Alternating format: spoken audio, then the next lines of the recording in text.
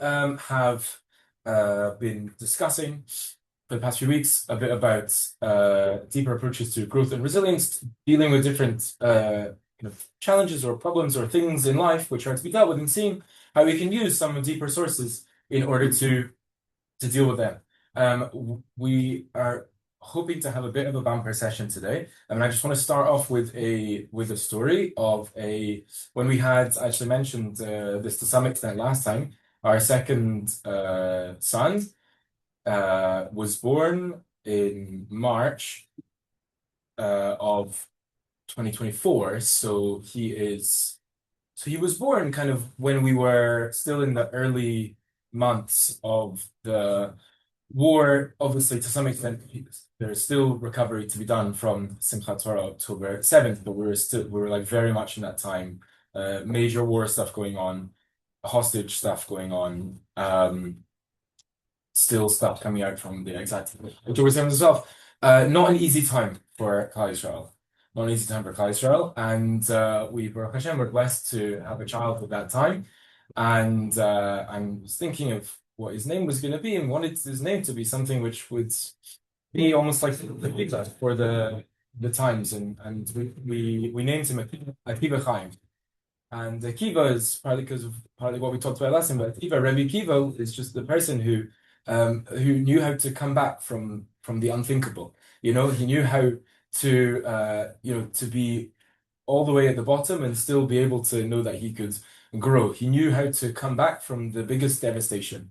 He knew how to laugh in the face of tragedy and keep people going in that way. So that was a power. We felt we wanted the power of Akiva at that time, and we called him Akiva Chaim because that was essentially what the tefillah that we are wanting above all is for life.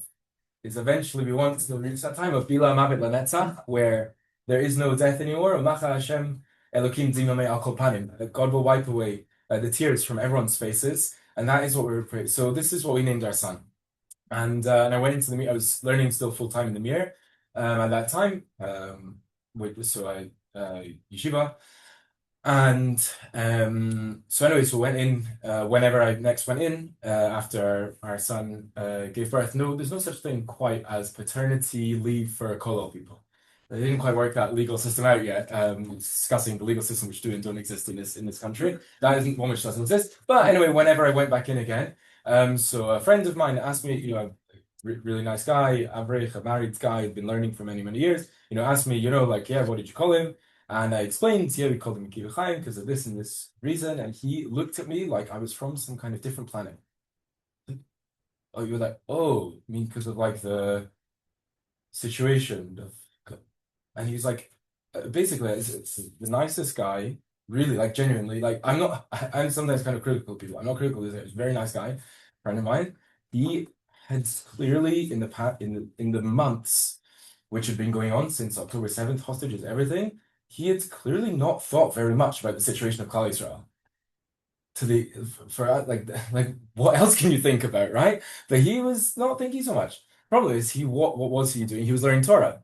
His full-time job was to learn. So how can you have such a thing? How can you have involvement in Torah learning at the same time as a lack of consciousness of things that we're meant to be conscious about? The truth is, that exists in macro ways. People, you can blame it on the people who are learning Torah full time. If you want, and unfortunately, not enough of the full time learners are the kind of absolute top of morality always. Obviously, there's a lot of amazing people out there. I'm not bashing the system, but we should expect, by the hours that people are putting in, basically there should be just saints like running around in Jerusalem, but it's not really that way. Most people are normal people and good, decent people, and some people have problems, but it's not really adding up. And in micro ways, anyone who's learning Torah in small ways, like they should be changing us as people. We should be growing, but we're not. So I think it's true, not to be fair to some extent. So people are there is some growth which is going on through Torah learning, but there's too much Torah learning which is going on without growth involved, without personal growth. And this is something that we need to that we need to address. And so this, on the one hand, you can phrase that, I phrase that in terms of, you could call it like a problem, but joins the amazing role in passing those out. But there's you can phrase that also in terms of a solution or an opportunity as well. Is that basically there's two things which the ideas we're going to discuss this. We're talking about growth in general, but we discuss this time about growth through Torah learning, how you actually do it. To not just say I'm learning and then assume that you're going to become a better person and assume that things are going to get better. Because I think I'll speak from personal experience. It doesn't necessarily work. You just learn and then immediately you are perfect at that. Thanks. Immediately you're perfect at that particular thing you were learning about. Not necessarily. So this is going to enable us to do two things. Number one is going to enable us to, Baruch Hashem, looking around a room of people who are learning anyway. You guys are learning. So what this is going to enable us to do is to make sure that everything that we're learning, you can grow from everything that you're learning. Imagine if you guys are already like on a very, very high level. It's going to be they're going to have to buy a classroom in a higher level than this because you guys are going to blow through the roof. You imagine to be able to grow from every single thing that you learn, like that's going to be amazing. That's on the one hand is to kind of like get a 2-for-1 and you're learning anyway, so let's grow. We can grow through the learning. But on the other hand, it's going to enable you to also do targeted strikes. If there are areas that you feel that you want to work on, that areas that you feel that you do need to grow in, this system will enable us to actually make targeted strikes and take areas that we want to grow in and use the learning to enable us to grow in those particular ways. So this is the general growth through learning and also the targeted strike version. This is something which I hope to help us with today. It's an interesting thing that that part of the thing that got me to think about the system in a lot more depth and to create essentially a system for it. Or I don't think I created a system for it, but just to articulate a system for it is a phenomenon I wanted to. So I'm kind of involved in the rabbinic world to some extent, and we didn't do it in the end, but I was quite close to going to be a rabbi outside of Israel. And so a lot of conversations with different people who are doing that. And there's a phenomenon, I don't know if people are familiar, but that a lot of rabbis on the job are not really growing on the job. Meaning the narrative that I was given in Kiruv and other ways is that basically like your growth time is like when you're here learning, and then when you're there, you just basically have to keep your head above water. You're so busy doing so many different things. And I felt that this was a tragedy because, let me ask you, who do you want as a rabbi? Someone who's growing or someone who's not growing? Like, I would prefer someone who's growing as a rabbi. I've had both, and I see the difference between the two of those. And so I created, I never rolled it out in the end. I was maybe going to roll it out through a certain organization, didn't do it in the end. But to enable rabbis to also be able to grow whilst on the job, whilst very busy. So hopefully some of the stuff that we're going to discuss here is going to enable us in the times when we have more time to dedicate to Torah and even less time to dedicate, but to make those times count.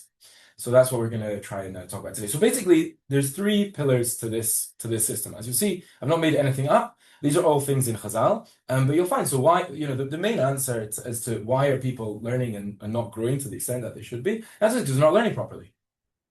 You need to know how to learn. You can't just open a book and learn, be it in Hebrew or in English or Aramaic, and expect to be able to grow from that. You have to learn in the way that Chazal instructed us to learn.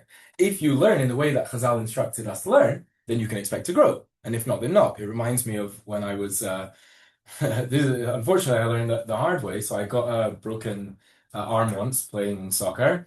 And it's like kind of like the wrist area. And afterwards, it was like a whole operation. And then basically, I never really regained full movement in that wrist. I can't really bend, as you want to see, I can't really bend that wrist back as much as the other one. So I kind of blame the injury for that. But the truth is, it's not the injury which is blamed, it's myself which is blamed. Because after the operation, I went to a physio and they gave me exercises to do, and I did not do the exercises. Unfortunately, so now I feel like an idiot, right? But at the time, I just didn't didn't really think about it so much. So is it surprising that I don't have full movement in my hands? No, one sec. There's the operation was meant to go well. The physio, I got a physio appointment. They told me, the physio was meant to help me. Yes, but I didn't listen to the physio. So you can only expect that system is going to work if you actually listen to it. So now we need to let's look at what the system actually says and see that we'll be able to hopefully follow that. So few resources on the sheet today, and I wanted to make it a little bit practical and even do a couple of case studies to enable us to really, really internalize this and work on it. So pillar number one is clarity. Let's have a look at the source over here. So there's a Mechilta, is one of the Midrashim. Rashi actually brings it on Chumash as well. So it's Ve'ela Mishpatim Asher Tasim Lifnehem. This is Parshat Mishpatim. And this is the introduction. These are the laws that you should place before them. That's what Hashem is saying to Moshe. And then he says a bunch of laws. But it's a bit of an interesting phrase of Tasim Lifnehem, that you should place before them. What does that mean that you should, just say, to teach them? So what does it mean that Moshe should place the laws before us? The Midrash says, Archam Lifnehem Kashulchan Aruch. You should arrange them, the laws, in front of the people like a set table. So this is where the phrase Shulchan Aruch comes from, right? It's a set table. Where does it come from? It comes from the obligation that when you're teaching Torah, and for learning Torah for that matter, it should be made very, very clear and well laid out, and you should be able to, not mixed up. It shouldn't just be like for example, like a daf yomi is like the example. Just like read the daf yomi and then that's it, or just like learn whatever like thing from start and that's it. That's not how Torah is meant to be taught, and that's not how Torah is meant to be learned. The way that it's meant to be done is in an ordered and clear way. So for just a way that I think it was Chaim Brisk, I think, said it, is that basically if you are not able, and the stuff that he's teaching and learning, like very, very high level Talmudic stuff, very complicated, is that if you can't teach it to an 8-year-old, you don't understand it. And that's, I think, something which a lot of us are not really thinking about, is that how much clarity do we have in the learning that we've got? A good test is, are you able to articulate it to someone else in a clear way? Even better, someone who doesn't have a background in that thing. So if they have a background in that thing, sometimes it's a little hard to tell. One of the things this is one of the reasons I try my best to speak in English as much as when I'm speaking to an English-speaking audience, to speak in English, as opposed to throwing in too many Hebrew words here and there, or yeshivish, Yiddish or Aramaic stuff here and there. I try. I'm not perfect, but I try because when you use, it's essentially the equivalent of using jargon, like academic jargon. Like you can say something which seems like it makes sense, but it doesn't actually. You don't actually know what you're saying. So you have to kind of try. So I try, as much as I possibly can to unpack words and explain them in a way which makes sense. Which obviously for the person teaching, but it's also you have to do that for your own learning as well.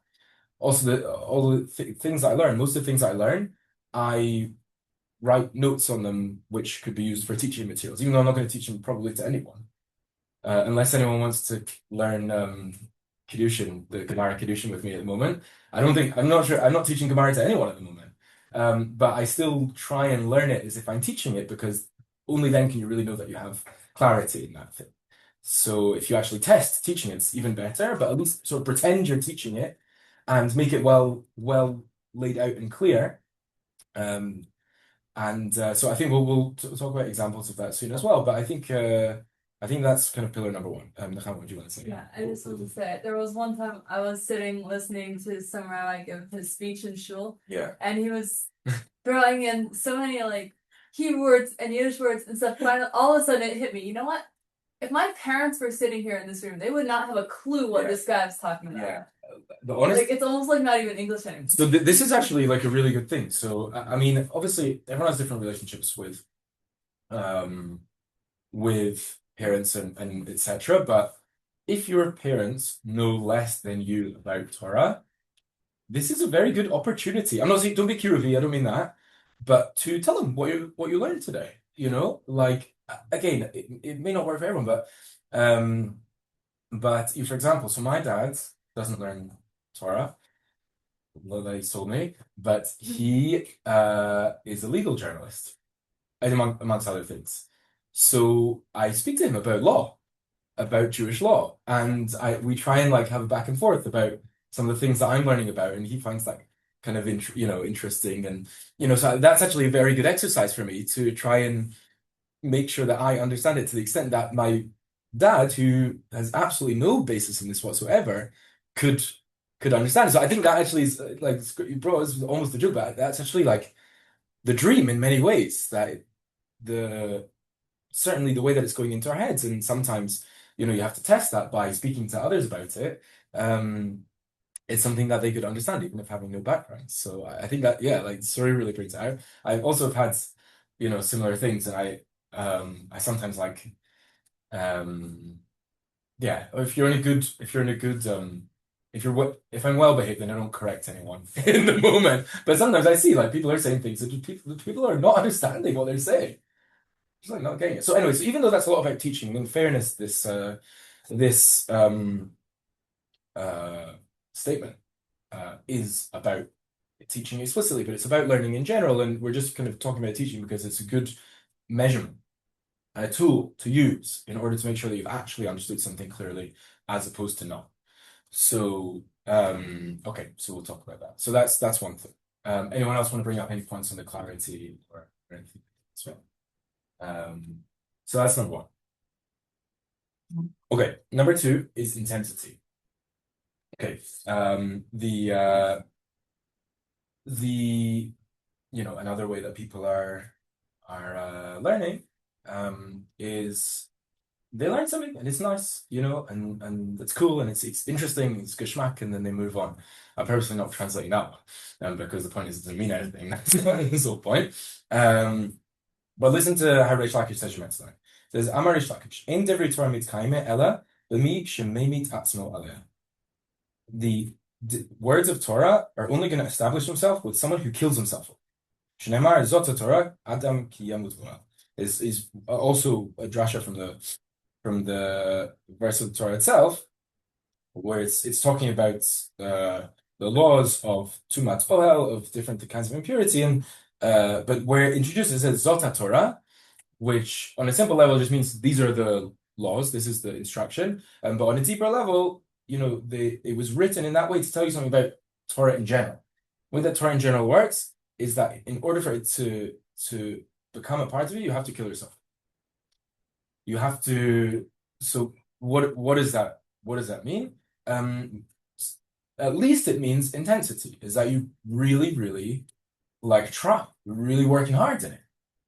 For some of us at different stages of life, depending on the thing that we're learning, it's one or the other, right? Is in you're either learning it with and killing yourself over it, or you're just not doing it at all, right? Because certain things are harder for us at different stages. But there's something to be said about that. If you think about it, like, there's someone who, okay, it's not so easy, but I can, read a page of Gemara a bit easier now than I used to be able to, but there's someone there or forget about Gemara, like anything, you're learning a Hebrew text and just don't know what's going on. You're trying, you're desperate, using a dictionary, using a whatever here and there, and you feel like, oh, I wish I could learn like those people who just could breathe through. Okay, but they should be wishing that they could learn like you, because you are putting your heart and soul into that. You're trying your absolute utmost, and that's what is actually required, is to try very, very hard.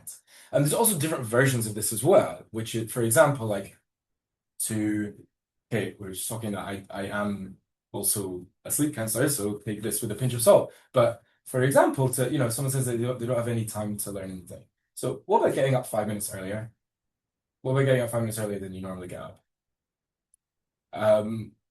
To some extent, that's called mimik tatzmala. So that's you're going the extra mile. So I don't think you should get no sleep at all. But I give you a heter as a sleep counselor rabbi to get 5 minutes less sleep, and you'll be able to find time. Baruch Hashem, at this point in life, you guys have a lot of time. I mean, it's all relative, but you have a relatively large amount of time to that which you will have later in life when more obligations come on. But there always has to be time, and if there's no time, to make time, and I don't mean, as you'll see, that you'll see the system is not going to require hours. 5 minutes is good. But to make 5 minutes can be really hard, but really hard is exactly what's required. So there can be people, again, so you have this another thing is that people like they're doing all right, they're got plenty of time to learn. And they learn hours and hours a day, Baruch Hashem, and it's chilled.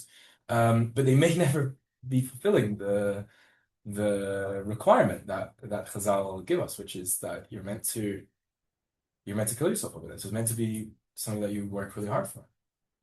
So that's the second thing is in terms of so number one is in terms of clarity, is that you're trying to make sure that the thing is clear. But also number two, in terms of intensity. So in the moment, you have intensity. It depends on the exact thing that you're learning, because it needs to be something which is also going to go together with the clarity, right? You can't just be like, oh, I'm really trying to learn this Rashi, and then like you don't understand it because you're like trying too hard. So obviously it has to have that balance, but there's different ways that the idea is basically going the extra mile in terms of your efforts in the act of learning. So then that's something which can enable the growth element of the learning. Okay, so that's the second. Before moving on to the third point, any comments on that? Okay. So this third point is what I've called here. I've called it integration. You could also call it order. But this is something which we've talked about in different settings, and it's going to come in here to be really, really relevant to the learning and the growth element of that learning. So let's look at it over here. The Tanya says as follows: Hasechel benefesh hamaskelet shehu hamaskil kol davar nikra b'shem Chochmah koach ma. So they are basically. I've just put the image of the spherot at the bottom over there, but we'll utilize it now as well.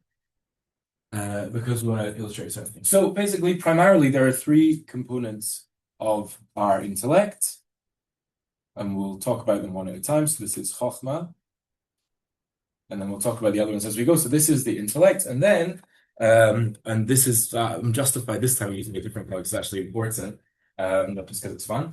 But then this is going to be the components of the intellect, and then there's going to be what we call the midot, the components of your personality, of your lived experience, which are going to be these. So so this is the midot, and then this is the seichel. So let's learn a bit about let's learn a little bit about how the mind works, at least from a kind of Jewish perspective, which interestingly enough does map on to some extent to biology a little bit, but at least it's kind of how it's working in a metaphysical sense, and with that be able to understand what is possibly the single biggest pitfall of the relationship between the head and the heart and the learning and the actual growth. So anyway, so the first thing, so we've got the first thing is called Chochmah. What is that? It's called Koach Ma. So Chochmah is the same letters as Koach Ma, which is the power of what? So basically what that means is Chochmah is like the information. So Chochmah, so when you gain, let's just take a very minimal case study for now. I'll see some Ramchal over there. The Ramchal's yard site was this week sometime. Maybe today? I'm not sure. Could have been today. Could be today. So I'm gonna find out. Double check what day his yard site was, and then check what the date is today. It was the 26th. 26 could be today. Is today? Okay, Baruch Hashem. Okay, good. Right, so let's talk about the Ramchal a little bit. So the Ramchal's book, the Baruch Hashem, is amazing. By the way, quick as a side, the Ramchal also says something like the clarity thing. He says like that when we're learning, it should be arranged like a garden. So instead, if there's you've got all the same plants, but they're all just mixed up together, so it's not really enjoyable. But if you arrange them, this one here, this one here, this one here, if you arrange a garden like that, it's enjoyable to look at. And so he said your learning is the same thing. That's how you should lay out your learning in a way which is very clear, just like a garden.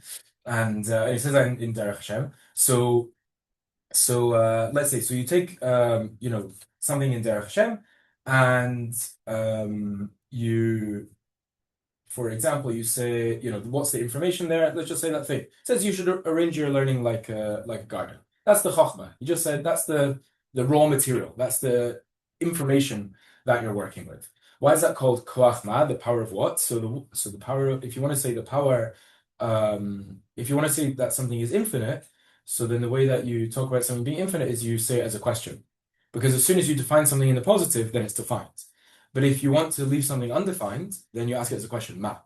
There's also what Moshe and sort of Aaron say about themselves, is nachnu ma, we are what? Whereas Nefesh Chaim explains that Abraham said, ani afar ve'efer, I'm dust, which is like a very humble thing to say. He's dust. It's like the lowest thing. And then Aaron and Moshe said, nachnu ma, we are what? It's like, on the one hand, even less than that, but on the other hand, it's actually more, because if you are a question, then the potential is infinite. And that's basically the idea of Chochmah, is that on the one hand, it's the most basic thing that you're working with, just like the information, but it's also the most infinite thing that you're working with, because the information could go in an infinite number of directions. What am I going to do with that information? How am I going to analyze it? How am I going to apply it? Maybe it means this, maybe it means this. Once you start to analyze, which we'll talk about in a second, you're choosing one track and leaving others aside. But just that's the idea of Chochmah, on the one hand, is the most kind of finite of all the things that we're dealing with, and it's also the most infinite. But that's the information, the raw material that you're working with. So that's that. Now that's Chochmah. Now, what's the next stage? So Kushmotzi Kochel El HaPoal, when you take that potential and bring it into actuality, Shemitbonein B'sichlo Lahavin Davar Lo'oshro, that you contemplate in your mind to understand something. Lo'oshro Lo'omko, in its full depth, richness, depth. Mitoch Eze Davar Chochmah Hamuskal B'sichlo. So you take something which was Chochmah, some information, and you contemplate it, and you think about it, you try to understand it. So then that's Nikra Binah. That's called Binah. That's the second stage of intellect. So this is the second thing, which is Binah over here. So, for example, in terms of that Ramchal teaching, so the question is, what is it? I have the information. I know what it says, that you should arrange your learning in that. So, what's the next stages of understanding that? So why does he use the example of a garden? Why is that something which why does he use that? Why is it that way, by the way? Why is it that you have to arrange your learning? Why can't the exact same ingredients, why is it matters how you arrange the ingredients? You learn the same thing. So why does it matter how you arrange it? Why is that the case? Once it matters how you arrange it, why did you use the analogy of a garden and not something else? Why, maybe like a natural habitat? So already when you start to ask questions, you start to analyze deeper, and that's really in the realm of Binah. Binah is taking things to a deeper level. You've got the relatively superficial level of Chochmah, the information, and then to try and actually understand that, ask questions about it, contemplate it, think about it. So that's already Binah. Yeah, I was just thinking, like, if you organize something, then you can find where stuff is easier, and it's easier for you to teach someone else if you have your thoughts organized. Yeah. I like that. Yeah, that's very nice. So that's already starting to. So now we're having a deeper understanding. It's not just like a garden looks nice. That's a good start. It's like, right. But if you think more about a garden, one of the things that you want to be able to do, especially when you have those gigantic royal gardens. Anyone been to any of those things? They have things like that. So you need a map to know I want to see these tulips. Where are they? So you need a map to find where that is. But you know where they are because there's a place where they are. And then you can find it and you can access it. And so I think that's the brilliance. So that's what we should be wanting to do with our learning as well, is the ability to access. So that's an amazing answer to that question. We now have a completely different level of understanding of the Ramchal. Before I thought, make your learning arranged well, and you'll enjoy it, which is what he does say. He does say you'll enjoy it. Okay, but there's more also to why they use that particular analogy. Because not only will you enjoy it, you'll actually be able to access things, he'd say, which is really important. It's not good enough to just have something in your head. You have to be able to bring it to mind. So so think about that. So we asked the question, and questions can produce answers, and this answer has taken us to a completely new level of understanding of the Ramchal, Baruch Hashem. So this is the process of this. By the way, it's a quick thing that the Maral also says that Chochmah is Tanakh, and Binah is Talmud. And you see, like, Tanakh is mostly saying stuff, and Talmud is mostly asking stuff. The Gemara is mostly asking questions, basically. That's like what it's doing most of the time. So that's the Binah. It's the kind of asking questions, trying to understand what's going on behind the scenes and all that. So that's Chochmah and Binah. And he says, V'hein heim av ve'ev. These are called the father and the mother. Hamolidot avat Hashem v'yirato pachto. And these give birth to love of Hashem and fear of Hashem, which basically is he's referring to the midot over here, the way that he just simplifies it and says, if you need to boil down all the 7 midot, you can basically boil them down to avat Hashem and yirat Hashem, loving and fearing God.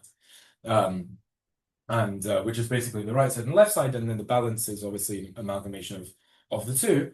So without going into the midot in too much detail right now, the idea is that what he's already telling us, that if you go through the learning process properly, that's something which can produce better midot.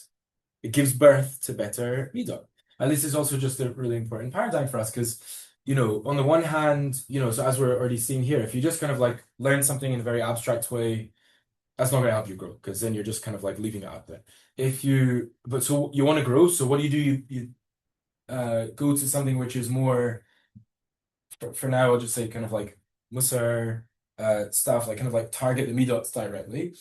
That's also got quite a strong limitation because where are the midot coming from? It's true that that's the target, that's something you want to improve, but where do they come from? So they come, the truth is there's really a top-down process, the way that it's meant to work. You're meant to bring Torah into you, and that Torah is meant to, when you contemplate it in the right way, is meant to give birth to your midot. So actually, this is the correct way that we're seeing to actually ideally grow, is to take the Torah. You do need to start with Torah, but you don't end with Torah. You take it and you go about it in the right way and bring it to the midot. So that's on one hand. But as we'll see, that's not enough. That's not enough. And the last thing, which is what I want to contemplate for a decent amount of time, is basically maybe the most important thing we'll learn today. Unfortunately, I didn't get it before Sophia. Okay. And then what's the next component of the intellect? Is something called da'at. So he says as follows. He says, V'da'at hu milashon v'adam yada et chava ishto. Excuse me, et chava. The part of this. Does the word da'at mean? So far we said Chochmah means something like information. Binah means like understanding or analysis. And then what does da'at mean? Da'at means, it comes from the word Adam yada et chava ishto. Adam knew his wife. What does that mean? V'ulashon hitkashrut v'itchabrut. It means connection. So the word da'at really means connection, which is why in Bereshit you can describe the intimacy between a husband and wife to be called da'at, because da'at really means connection. That means connection between two people, and as we'll see here, da'at in this sense is going to be the connection between the seichel and the midot, or in other words, the head and the heart. So this is Behine. So that is really going to be this third component, which is going to be absolutely crucial. And he's going to say, Hine imlo yikasher dato v'yitzaka machshavto b'chozek v'atmada. If you don't connect your dat and work really hard in this sense with strong thoughts and going about things in a regular way, so meaning like consistent way. Lo yolid benafsho yira va'ava amitit. You will not produce proper yira and ava. You will not produce proper midot. If you don't have this da'at, it's gonna disable you from producing the midot from your Torah. Ki im dimyonot shav. You're just gonna have thoughts which are worth nothing. Va'alkein hadat hu kiyum hamidot v'chiyutan. So this thing called da'at, component which people still working out exactly what that means, is the thing which is going to give life to and maintain your midot and give life to chiyutan, and give life to them. So what we'll come to in just a second. So basically, what we're going to now have to do is to unpack what does it mean to have this da'at, to actually make that connection between our head and our heart, and this is going to be like the killer move for actually making sure our Torah can actually produce better us. Yeah.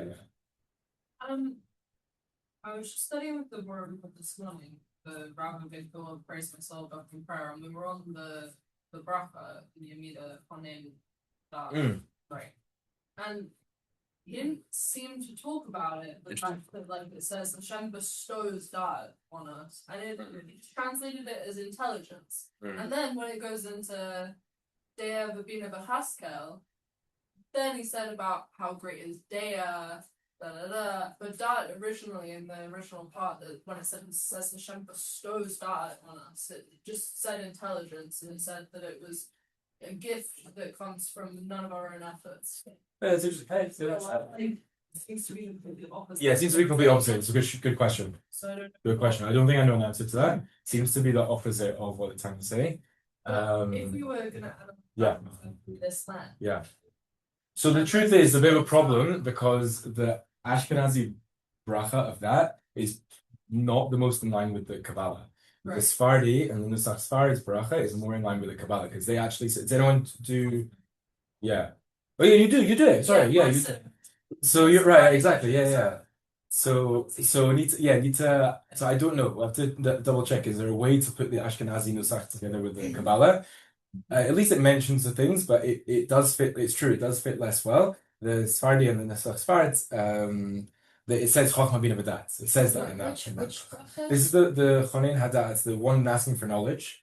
The kind of like the first of the request brachot. In Amidah? Yeah. It's different? Yeah. Well, Not the last part. The Chatima, the kind of punchline of the bracha is the same, but the build up is different. Yeah. Good. Yeah. So I don't know an answer. I'll try and think about it. In the meantime, we can kind of hide behind the fact that that's the reason why the Sephardi made the bracha what they did, because it fits more with the Kabbalah, and that's Nusach Sephardi is nodding often to the Kabbalah. It's like a compromise between Ashkenazi stuff and the Kabbalah. So that can fit better. But good. I'll try and think about it. It's a good question. So that's that. In the way that the Tanya is explaining it, so that is not a given. It's true that to some extent, it's still kind of like gonna be present to some extent. But basically, as much as you're a living human being, all of the things are there somewhere. It's just they may not really be doing very much. But if you actively engage them, then they can do everything, and that's really what we're talking about over here. So if that is the case, so how do you do this? How do you do this thing called dat, which makes the connection between the head and the heart, and takes that thing which you learn and makes it a part of you? So basically, we'll talk about this in general, and then I want to do a couple of case studies. We'll try and think about a case study of it in general, taking something that you've learned and doing this system with it, and then taking something that you want to work on. If we have any brave souls who want to talk about that, they can. If not, I'll volunteer some myself. I've got lots to work on.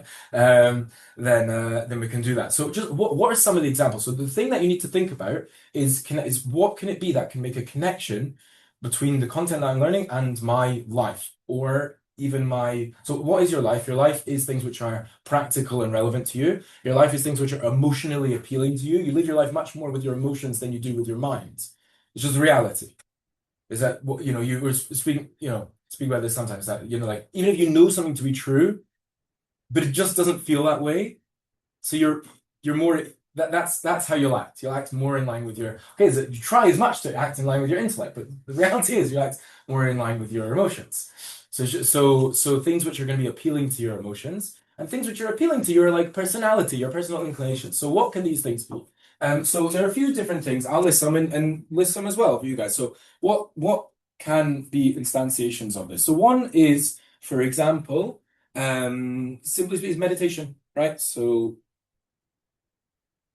Visualizing things to do to make that connection. Yeah, this is examples of that. What would it mean to do that, to have that? So one thing could be meditation. When I say meditation, what I mean specifically is meditating on an idea that you have learned.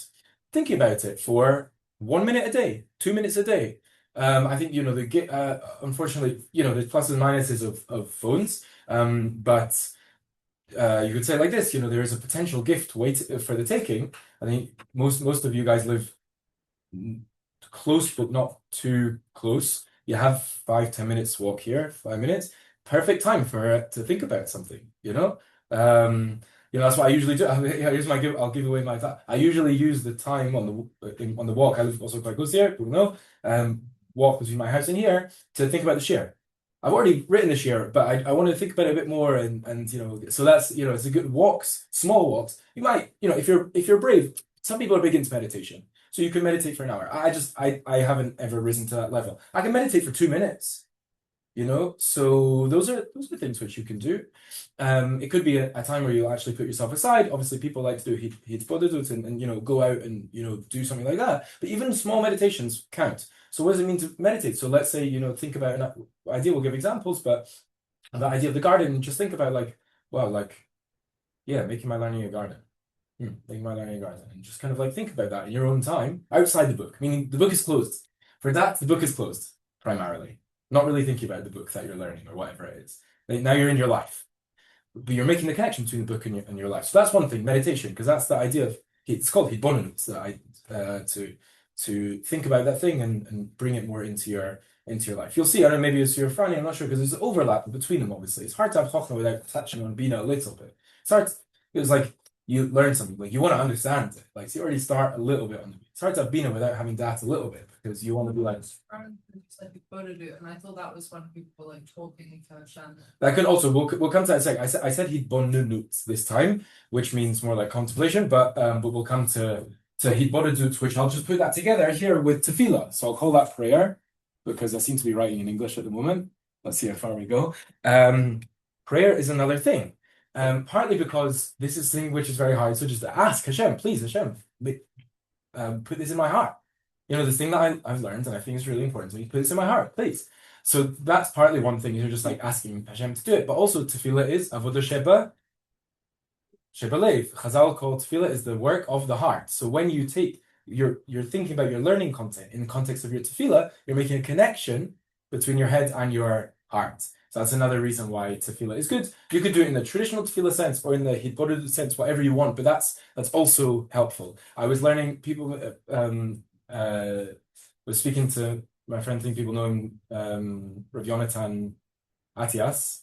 What's his name? The guy was the band Nuriel. But he was telling me that I learned a little bit of Breslov, but not enough. He told me that Rabbi Nachman basically says exactly this. It says that you should daven your learning, meaning that your learning should be like tefillah.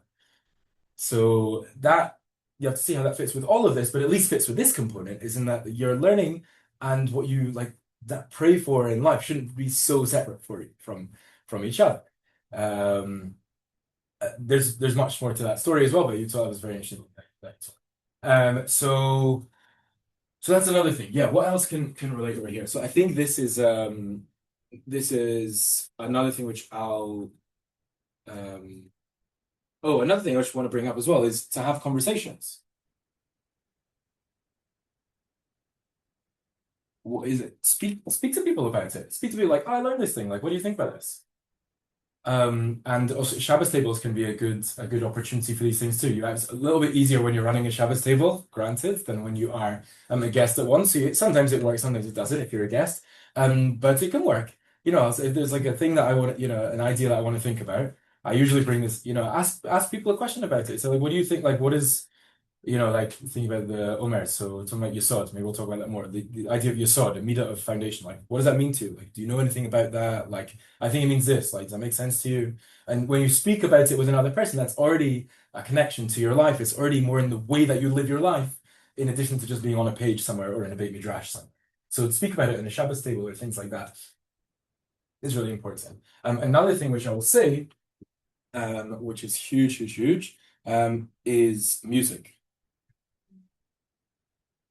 So basically, music is something which comes from the heart. It speaks to the heart, at least if it speaks good music, both from the lyrics perspective. So poetry can work for this as well, and also from the actual music instrumental perspective. This is something which kind of relates to this part of us.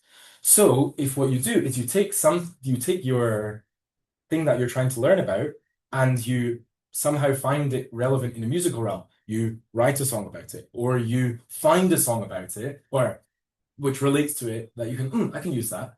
And then to, sing that song to yourself, to think about it in that sense. This can be huge. I'll tell you, this is my big game changer thing I found at the moment. I found this app called Suno. Anyone knows about that? Right? So it's an AI music writing app. Oh, yeah. So you have to learn how to use AI, but basically, like what I've started to get it to do in the past week or so is I've got it to you have to give it the right prompts with like with the content I give it to write songs about stuff that I want to learn and internalize. And then and I listen to those songs and it's a complete like I'm listening to this thing right now, like there's a piece of morale we're learning about there's 15 steps to growth in all of reality. As the world was created with the name Ka, Yud, and a Hey, and that's gematria 15. It basically is that imprinted into the world, there's 15 levels that you can rise. And so I got it to write a song about the rising 15 levels and pretty cool.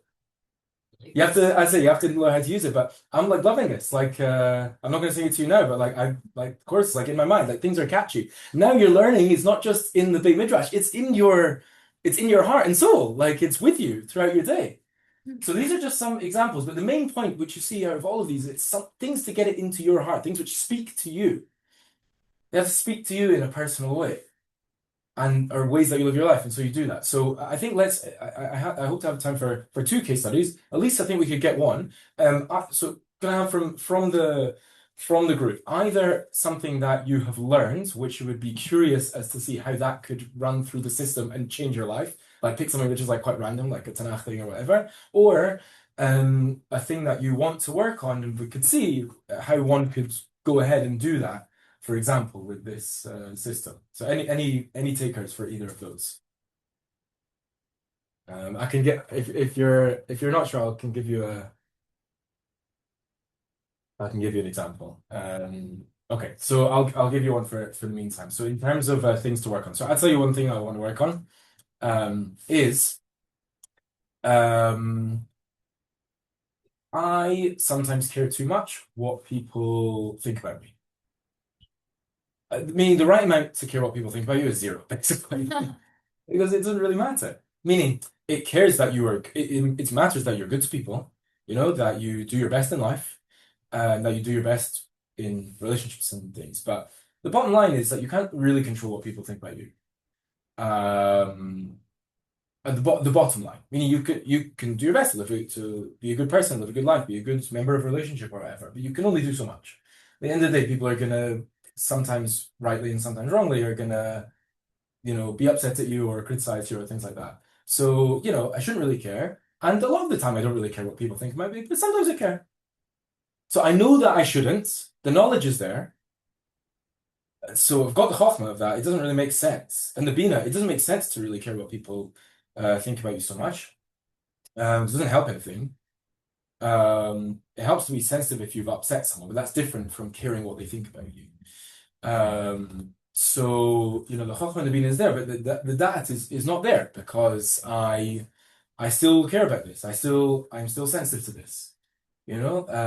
So it means that the dat is something which is to be worked on. So what are things that I could do to work on this? So one of the things that you would do, so you'd find, so again, even touching a little bit on the Chochmah and Binah, so you could find things which relate to that. Are there people? Are there Tanakh examples? Are there Chazal examples of people who didn't really they were able to chart their own course and they didn't really let others' opinions sway them in that sense. I think immediately think of someone like Kalev. It was quite interesting. Kalev was one of the spies who Yoshua and Kalev, but Kalev had a harder time about it. And the majority of his group were coming back with the negative report, and he wanted to give a positive report, and it was very hard for him. So he had to go against the grain. So that was there's that, and there's probably countless examples of this. But that's a certain thing. I was thinking, so you have to contemplate that's you've got the knowledge, contemplate this. Does this come up in different places? It's like part of the Binah. I think I realized that one of the places it comes up is in the middle of the week, which is Yesod. So I've been trying to work out what is Yesod is. But one of the things, what does it mean to be Yesod? It means the foundation. The foundation is there to serve others. The foundation doesn't need the building. The building needs the foundation. The foundation doesn't need the building. The foundation is the same either way, with or without the building. So you see, there's a midah called being the same either way, with or without the other elements. You want to be the basis for something else, to help others, the growth of others. And then, okay, you start thinking about this idea called Yisod. Oh, I found another thing. Tzadik Yisod Olam. You ever heard this? I think it's a line from Tanakh, but Chazal use it as well. And Tzadik Yisod Olam, the Tzadik is the foundation of the world. See, that's because that's what Tzadikim are all really about. They're not really thinking about what they can take from others. They're thinking about what they can give to others. They're the solid ones. They're the rock. And then they want to, they have to be this, they have to be solids, and then they can give to others. So it's right. So what I'm trying to do is become the foundation.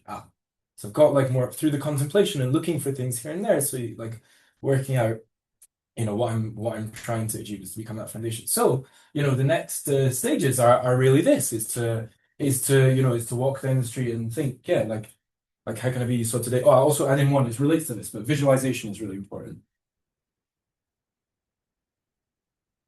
It comes up also in sports psychology, by the way, that like this is like visualization, to plan something in your head, to visualize what it's going to be like before you actually get into that. It works as practice, just kind of like scientifically from a sports psychology perspective, it works as practice. You know about this? Familiar with it? Yeah, it's interesting. But the same, you got to do the same thing in terms of midot, in terms of relationships as well. So contemplate, just meditation in general is a good thing, but also to try and play out those scenarios in your head and see, how can I be solid in this?